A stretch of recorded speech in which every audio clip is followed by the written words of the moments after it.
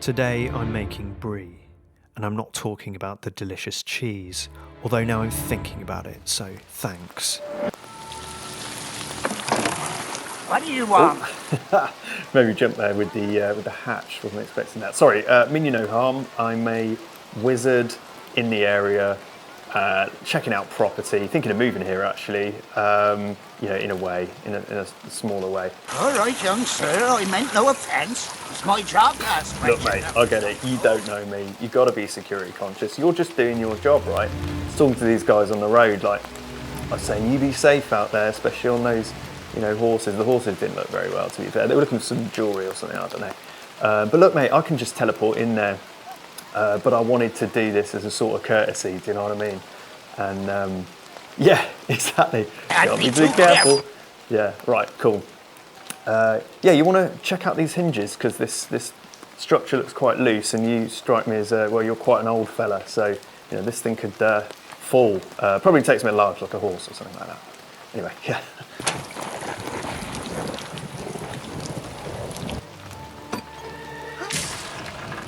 This video is part of a collaboration with these legends. We're all going to make a 10mm diorama and we're going to have a bloody good time doing it, alright? Here's some things I've been printing, and they're from Dark Realms, the Lychelm set, and some other things that I found, like this tree.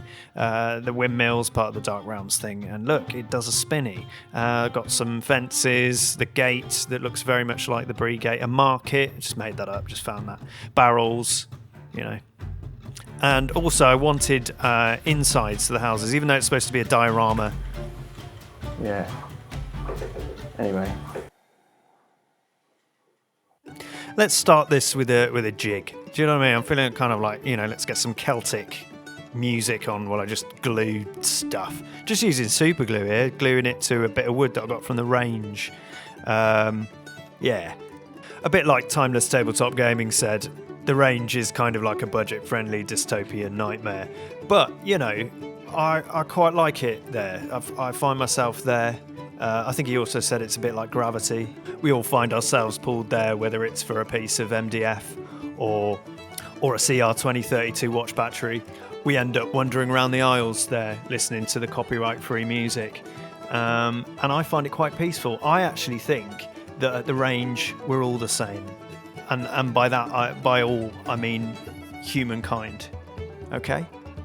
What was I saying? Oh yeah, so we're gluing stuff. I cut up this cork because it's good for rocks, and there were gaps because I printed this so badly. So bad at printing. So I've got some no more nails. Going to fill all the horrendous gaps in the buildings and stuff that I made that I put together badly, and that's going to help later. And then I thought, oh, this would be nice for like mucky texture on the ground, because otherwise it's just sort of flat wood. We don't want that. Look at this building, by the way. That's a bit of a sort of Frankenstein of all the different Lychelm, I don't know how to say it. The Lychelm buildings. Getting a bit sick of this jig now, do you know what I mean? It just goes round and round and round. Same thing, basically. It's a bit cheery as well. Let's go for something a bit more like, don't know. Something like that. Yeah, absolutely. Kind of like some 70s prog rock type stuff, do you know what I mean? We can get away with this, I think, can't we, for fantasy, because that's linked with... Oh yeah, by the way, I'm priming this in black first, then brown from above, and then I'll do some red in a minute on the roofs, because I've got sort of burgundy red. I thought that was kind of, look at that, yeah. You could do this a bit better with an airbrush, but it never works. I keep breaking it, so... It's come to that time again. It's time to spread some muck. I've got this Vallejo sort of dark earth or something like that. It's not a very good colour, but it is very good at looking like mud and general muck. And I've made it classy though with violins.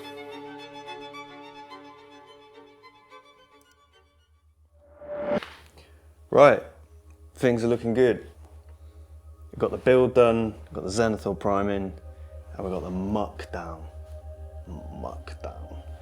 But it's not very brown. I found this some of that cheap, you know, like the range stuff. Yeah, it's like £1, but it is mucky, it's muddy, it's nasty. We're gonna get this muck down, get the brown and the muck, brown down. That sounds wrong, that sounds bad, sorry about that. Yeah.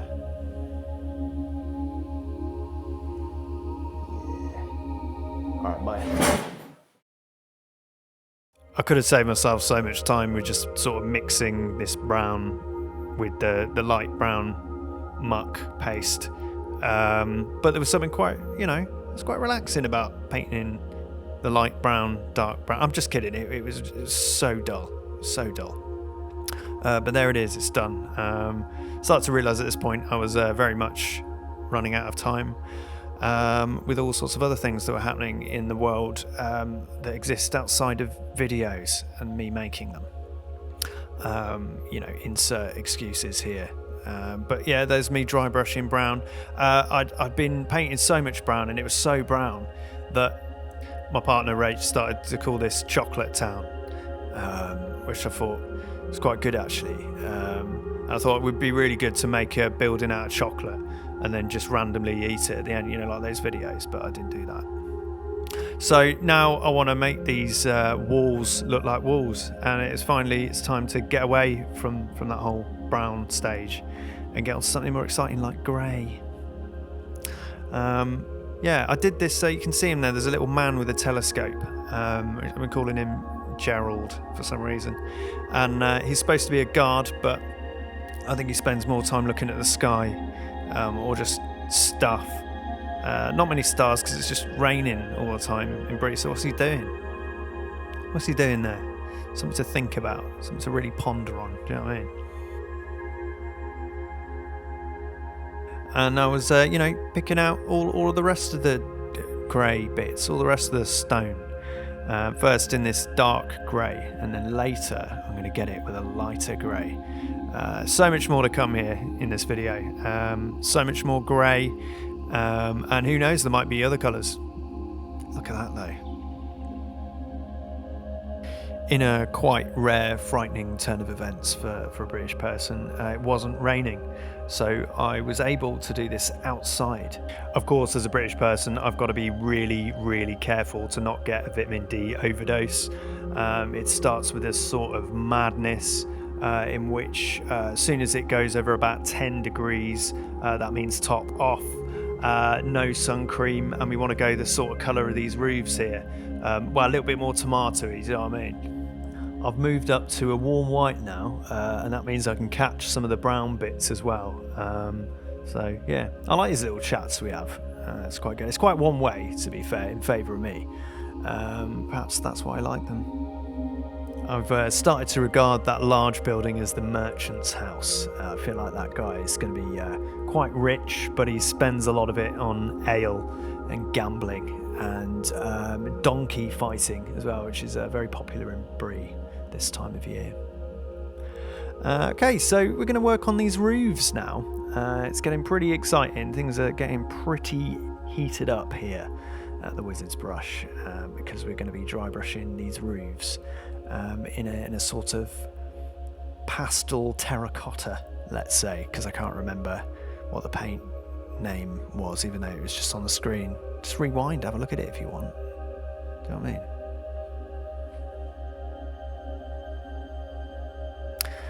A serene scene now with Lauren Forest Green. That's right, we've moved on to a completely new colour. Got a bit on the ground there, didn't I? Printed some pumpkins, this is pretty fun.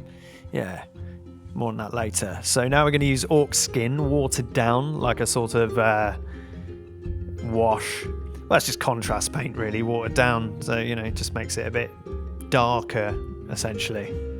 So, you know, that's good, that's fun. What is Harry doing with those sticks? Never asked him. I felt it better to not know. Right, shade of Beltan Green, and this is going to be used for the start of some leopard spotting, which is a very weird, fun technique that looks strange at first but makes sense much later. Trust the process, guys. Trust it. Trust me. Please trust me. So now we've got little spots of green everywhere. We're going to get even weirder and put a bit of zealot yellow. It's kind of an orange though, more like. And it sort of looks like lichen. And that's what this does. It simulates lichen.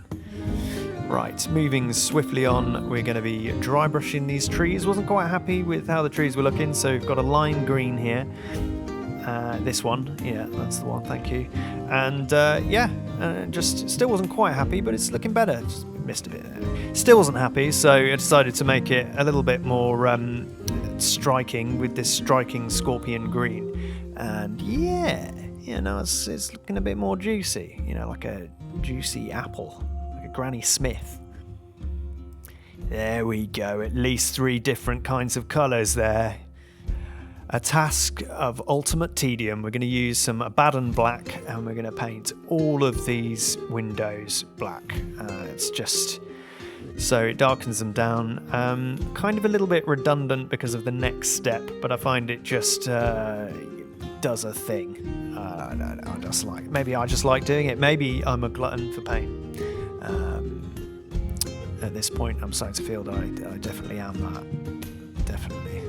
Right, so now I'm going to use a Sharpie and I'm going to just basically screw over all of that work and put some silver over the top. But to be fair, any of the bits I've missed are going to be dark. And this is going to look a bit crap at first, but in the next stages it's going to clear it up. Trust the process. Trust me, trust me, trust me. Trust me now. Don't do that, don't sing. Sorry about that. Right, now I'm applying some black wash, which is a way of sealing down all of that leopard spotting and the windows as well. Just all of the stone bits, basically, and it works like a treat. We might need to do a little bit of dry brushing afterwards. We're going to see what the result is when it dries. Sometimes it gets a bit too dark, and we don't like that. Well, I don't like that. You might love it. I don't know. Right, some Agrax Earthshade, which I'm really running out of, so I'm going to use all of it up on all of the brown stuff. Just more painting brown here, bit of a thinner, watery kind. So, a lot of variety here on the channel. And as you can see, I'm just slopping that around all on the wood. I'm not really slopping around, I'm trying to keep it even actually, and making sure it doesn't pool too much, because that ends up looking nasty, and sometimes a little bit glossy, so in between I think I did a little bit of a varnish, spray varnish. Right here I've got some, I can't remember the name, Caribou Crimson or something, I don't know. Seraphim Sepia is another wash, and I use that on sort of anything that looks like hay, I guess. I desperately needed some 10mm ring raids at this point, so I reached out to Florian from Virus Miniatures. He does amazing 10mm stuff, and especially for Lord of the Rings, so you should go check him out. And he very kindly sent me these. I mean, look at them. They're absolutely perfect for this diorama. I also printed some cows, hay bales, Build a Pony from Not 2 Miniatures, pigs, the gate guard from Brie. I printed all sorts of little knickknacks and characters and stuff. I didn't paint them all because I ran out of time, and to be honest, I'm not even going to try and treat this like a tutorial of any kind. Not that I'm good enough to do tutorials, to be fair, because I was just sort of really winging it with contrast paints at this point, trying to get as much done as possible. The sort of gate guard, for instance, I just sort of painted him green. I thought, can't really see what colour he is, maybe green, because it's very dark in the film. And he looked pretty terrible, to be fair, but he was done, and sometimes it's just good to have things done, says the person that's 3 days late with their video. The ring rays were a dream to paint. I didn't print them particularly well. There's a problem with my printer at the minute. That's something I've done wrong with it, but I'm looking forward to trying again and using them in one of my armies, probably the Orc army. It makes most sense, doesn't it, putting them in the Orc army? Not going to put them in the Gondor army, am I? That's the woman in orange there, Sarah McColney, and that's Jeffrey Dimmings, and he's the guy who runs the market. And that's Marty Claroux, and he looks after the horses and the cows. Too classy with the music, so let's try a bit of sort of like, nu metal. I mean, I am a millennial at the end of the day, so let's really cringe this up. Oh yeah, that's good. Yeah, perfect. Listen to that riff. God, no, I'll do this. Let's give that a break. Here we go. Oh yeah, nice sort of jazz. Yeah, feeling good. Starting to spread some basing materials now. Some PVA, sprinkling that basing material. So nice. Yeah, I don't like that. What's this? This is interesting. Okay. This is, yeah, it's green now, by the way. But a bit too green, so we're going to calm that down. God, this music is not. Oh my, please. Yeah. Okay. Got some crushed up leaves and a bit of drive mud there, by the way. Yeah, this is kind of like music for schools in those that sort of educational videos. You know, it's a bit like Look Around You, if you've ever seen that. It's great. Peter Serafani, which is magnum opus, you could say. They still had these videos in the mid-noughties, by the way. And yeah, it's like an educational thing now. Yeah, I'm not going to treat it as such because, you know, the only person learning here is me about how little I can keep time on projects. So here, you know, the green was a bit too much, so by bringing it down with a bit of... It's time for Dirty Down's moss, and it's brilliant. And we're going to slot that everywhere, on all the roofs and all the stone and all the wood. It ran out, actually. And then the rest of the rust, which also ran out on all of the metal bits. Simple as that, really. Bit fiddly with these bits because there's lots of windows. And then at the end of that process, we take a damp sponge, or even a wet sponge to be fair, depending on how much you want to remove. And we just clear it up a little bit. And then when it dries, it turns out perfectly. It was so relaxing, this music. Yeah, and then tufts. Didn't have a lot of tufts left, but the ones I did have, I spread on the ground. Got so calm now. And we're going to use a little bit of super glue here, and we're going to glue these wraiths onto the door. A bit like a base, but it's just like they smash the door down. And it means I can take them off at a later time if I want to, you know, play with the model or whatever. I think sometimes in life you've got to admit that you're a bit in over your head. You've bitten off more than you can chew, and you're not quite up to the task. In this one, it's my timekeeping skills, and as I'm recording this segment, everyone else's videos are out, so that's good. But it only really leaves me with one choice. So I didn't want to have to do this, but I think it's time to tinker with electronics. What is that? Look a bit like a Splinter Cell, actually. Yeah. No, come on, I really got to get on with this. I'm so late. Like any consummate professional, I spent a while looking at the ingredients I had to work with. I'd also taken apart an air purifier. David from Terraintronics had said I needed this little gear engine thing. I'm going to stick this mill propeller to it. And we're going to do it like this, but not with our hands, with bits of stuff and glue for a more permanent result. At first I experimented by gluing it to this air purifier fan, but it just made a bigger fan. Time to cut that away for revenge purposes. This tool is amazing, it's going to be helpful later. Here's me testing if the battery works. It does, you just can't see it. Trust me. Here I'm showing you this again for some reason. I thought I could just glue this straight onto this. How foolish I was very tired. Then Rach came up with a great idea of putting tape around it, like so. Just twisting and twisting the tape around. Fantastic, look at it spin, look at it go. And then putting a bolt in it to increase the surface area so it has something to glue to.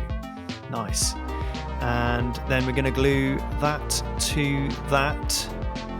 I hope you're following me. It's moving very fast here. And there we go. And it goes. I'm going to take that out later. I'm not going to glue that in, just in case it goes wrong. It probably will go wrong. Oh my days, it's actually working, I thought to myself at that time. And I got a little base, square base, put that in there, with a little bit of card in between to make it as flush as possible. It wasn't perfectly flush because I'm not an engineer, clearly, as the desk fan situation proved. I really need to get some new glue. I put a dice in there for good luck. And on it goes. So far so good. Does it spin? You're damn right it spins. Look at it spin. It's spinning now. Ha! Made it spin. Terraintronics sent me some bits and bobs ages ago for lighting, so I'm going to do a bit of simple lighting, very, very simple. We're going to use that CR2032 battery I mentioned earlier. It wasn't just folly, actually set it for a reason. And we're going to put it in the CR2032 battery holder, and we're going to peel off some of this plastic stuff, get some wire wrapping wire, use that amazing tool to first strip a little bit of plastic off, so we have some bare wire. Look at that, lovely, it's amazing. What an amazing tool. But that's not what's amazing about it. Basically, you put that little end in, so it comes out like that, lovely jubbly, and then you get the other wire thing that you want to wire to, put it in the end, and then you twizzle it. And it's done. Even I can do it, which is really saying something, do you know what I mean? So now we're going to have to carefully, very carefully, don't touch the wire bits, test this. It is working, fantastic, and then we're going to seal the deal. And if we want to unseal the deal, we can just unwire it again. Don't even have to solder. Look at that, and then we'll just hide it in there. If you want to get into miniature electronics, you really need to check out Terraintronics. He has everything you need to get into miniature lighting or more complex things, and there's a link in my description. As Frodo said to Gandalf, you're late. But in this case, a wizard doesn't arrive precisely when he means to. He tries to spy on the other YouTubers and gets lost in the multiverse. But in truth, I was there all along, guys. You just didn't see me, and I couldn't quite reach out to you. But you were right there. But I was there too, guys. Looking over your shoulder. If only I had greater control over the time continuum, I thought. Okay, yeah, this looks about right. You're there, so that's a good sign. Yeah, that's why I'm late with the video. Or I am in the future anyway, because I've been there and I'm definitely late with it. And I'm also late now in the present time. Welcome to the Vortex. It's a pocket dimension between pocket dimensions, and it's where you and me catch up. Other than being incredibly late with this video, what am I up to? Oh yeah, that's it. I've got a Rohan army, I've got a Goblin army. I'm gonna do them this month, at least one of them. I probably, hopefully will do at least one of them this month, I promise. If you don't have your own printer, or if you're like me and you have a resin printer but you just absolutely hate using it, then you can go to ROK Miniatures and you can just order a whole army. I've got an affiliate link in my description, and if you purchase an army using that link, then it gives a kickback to the channel. It's been really fun working with all the other guys in the collaboration, so make sure you go and watch all of their videos and go and subscribe to their channels. They do amazing work, and I'd also like to thank JMac for inviting me into the collaboration in the first place. Honestly, the things that these guys are building are just like, what? If you like what I do here on the channel and you'd like to support me further, you can go check out my Patreon. The link is in my description, and at the minute, every month I give something away. Last month I gave away these fully painted Remgals Osgiliath Ruin set, and the month before that I gave away a 10mm Witch King, and the month before that I gave away a handmade custom Wizard's hat. You also get access to an exclusive Discord, and there we chat about hobby stuff, life stuff, what's coming up on the channel, and anything really. And I'd like to thank these guys who've already signed up to the Patreon. I couldn't do it without you. Some of these days I'm really tired, it's really hard to stay motivated, keep doing this stuff, but you keep me there, keep me focused. Yeah, so anyway, I'm gonna try go back in time and start this video earlier, so all right, goodbye. And he was never seen again. What a fool. You should know that every time you go back in time, it just creates a new timeline, and a new version of me comes forth. A version that's completed a project. Even though I was late with this one, I think this is the quickest project that I've ever completed. And it's still incredibly late, so I don't know what that says about me. I knew I wanted lights, and I knew I wanted a working windmill, and I've managed to do that. I'm so happy that it's finally done. And to be honest, this is one of my favourite scenes in Lord of the Rings. It's not a big battle. It's just, I think it's what they don't show you about Brie in the film that made my imagination go wild. A sort of dirty, relatable village full of scoundrels and rogues. It's a really cool nighttime scene, but also a very serene daytime scene. You know, lovely village life. You know, when the rain had gone, and you know they might fix the gate, and probably get rid of the wraiths. Now, go on, let's get them off there. Oh, look, he's all right. Look, this is in memory of the gate guard of Brie, and he shall go on guarding the gate of our dreams. Go well, friend.